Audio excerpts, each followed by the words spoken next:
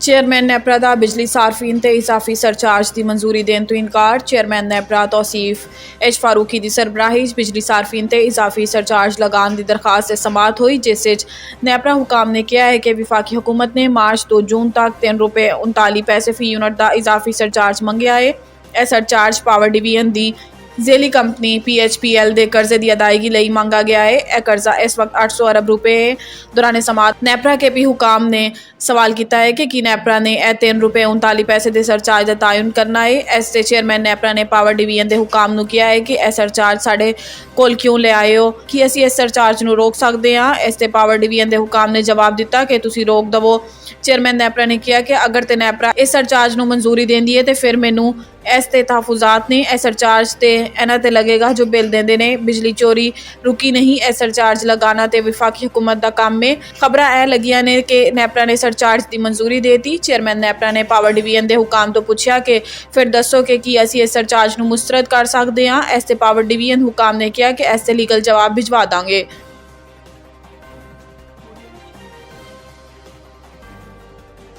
Election इकट्ठे के निगरान हुकूमतों के नाल होंगे, यही आइन की मंशा है। वजीर दाखिला राणा सनाउल्लाह ने कहा है कि पंजाब ते खैबर पख्तूनख्वा असम्बली के इलैक्शन असी जीत गए तो इमरान फितना यह कहेगा कि विफाकी हुकूमत किसी और दी सी, इसलिए मैं इलैक्शन नहीं मानता।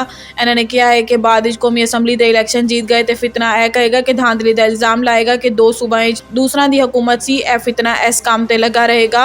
वजीर दाखिला का कहना सी कि इमरान खान ने जुडिशल कंपलैक्स से हमला किया। मेरी राय यह है कि इन्हू गिरफ्तार होना चाहिए है। 25 मई के बाद मंगल के रोज़ मौका सी कि इमरान खान को गिरफ्तार कर लिया जाता, मगर इत्तेहादी हुकूमत के फैसले सब दे करने होंदे ने। वाज़ेह रहे कि गुज़िश्ता रोज़ पंजाब खैबर पख्तूनख्वा इलैक्शन अज खुद नोटिस के सी सुप्रीम कोर्ट ने दोनों सूबाएं इंतखाबात 90 दिनों कराने का हुक्म दिता।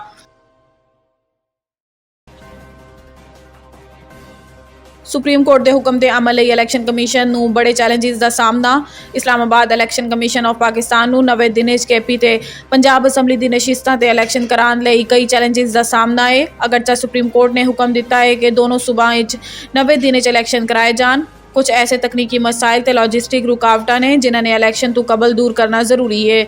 तकनीकी मामला यह है कि इलैक्शन प्रोग्राम को पूरा करने 54 दिन लगनगे। इन्होंने कहा है कि क्योंकि इलैक्शन एक्ट 2017 के तहत इलैक्शन कमीशन को अमल पूरा करना है। चूंकि 45 दिन पहले ही गुजर चुके हैं, लिहाजा 90 दिन दोनों असम्बलियां की तहलील तो बाद इलैक्शन कराना बज़ाहिर नामुमकिन लगता है। लॉजिस्टिक मामले की गल की जाए तो इलैक्शन कमीशन का इन्हिसार विफाकी ते सूबाई हुकूमतां, गवर्नर KP, अदलिया ते दिफाई इदारां दे ताउन ते सहूलतां ते है। इन सब ने पहले ही इलैक्शन कमीशन के रूबरू 90 दिन इलैक्शन कराने के हवाले से हिचकिचाहट का इजहार किया है। असम्बलियां तहलील होने के चंद दिन बाद ही इलैक्शन कमीशन ने विफाकी हुकूमत, 2 गवर्नर्स के नाल ही सूबाई हुकूमतां, दिफाई इदारां दे हुकाम ते अदलिया दे नाल ताउन दे हसूल लई राबता किया सी ताकि इलैक्शन कराए जा सकन। जरदारी ते इमरान खान के कतल की साजिश का इल्जाम शेख रशीद ते अज भी फर्द जुर्म आयद ना हो सकी। डिस्ट्रिक्ट एंड सैशन जज कोर्ट इस्लामाबाद शेख रशीद के खिलाफ आसिफ जरदारी ते इमरान खान के कतल की साजिश के इल्जामात के मुतल्लिक केस की समात हुई।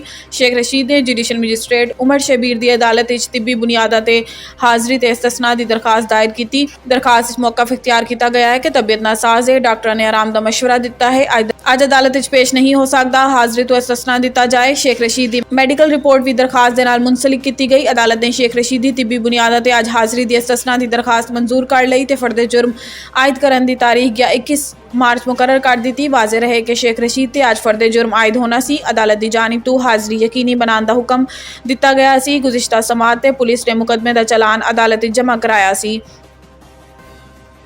वजीर दाखिला के खिलाफ तौहीन अदालत की दरखास्त नाकाबिल समात करार। लाहौर हाई कोर्ट ने विफाकी वजीर दाखिला राणा सनाउल्लाह के खिलाफ तौहीन अदालत की दरखास्त नाकाबिल समात करार दे के मुस्तरद कर दी। जस्टिस आबिद अजीज शेख ने शहरी शाहिद राणा की दरखास्त का तहरीरी फैसला जारी कर दिता। तहरीरी फैसले के मुताबिक दरखास्त गुजार ने ऑडियो लीक्स के मामले ते सबूत नहीं लाए तो ऑडियो लीक्स का ट्रांसक्रिप्ट भी नाल नहीं लाया, जबकि दरखास्त गुजार मुतासरा फरीक नहीं है। दरखास्त गुजार का मौकफ सी कि ऑडियो लीक ते राणा सनाउल्लाह ने अदलिया के खिलाफ प्रेस कॉन्फ्रेंस तौहीन आमेज अल्फाज का इस्तेमाल किया। इससे अदा की गई कि अदालत राणा सनाउल्लाह के खिलाफ तौहीन अदालत की कार्रवाई करे।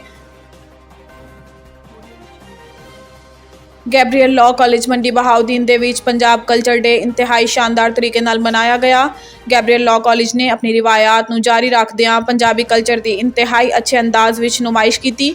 ਪੰਜਾਬ ਦੀ ਮਸ਼ਹੂਰ ਰਸਮ ਮਹਿੰਦੀ, ਸ਼ਾਦੀ, ਪੰਜਾਬੀ ਰਕਸ, ਪੰਜਾਬੀ ਭੰਗੜੇ, ਪੰਜਾਬੀ ਲੁੱਡੀ, ਪੰਜਾਬੀ ਰਿਵਾਇਤੀ ਫਰਨੀਚਰ, ਪੰਜਾਬੀ ਡੋਲੇ ਡੱਪੇ ਤੇ ਪੰਜਾਬ ਦੀ ਪਹਿਚਾਣ ਘੁੜਸਵਾਰੀ ਤੇ ਘੁੜ ਡਾਂਸ ਦਾ ਮੁਜ਼ਾਹਰਾ ਕੀਤਾ ਗਿਆ। Chairman Gabriel law college Irfan Tarar ने प्रिंसीपल लॉ कॉलेज राजा फहीम साहब रिटायर्ड जज ते प्रोग्राम के चीफ ऑर्गेनाइजर वाइस प्रिंसीपल हारून मुदस्सिर साहब नूं कामयाब प्रोग्राम ते मुबारकबाद पेश की।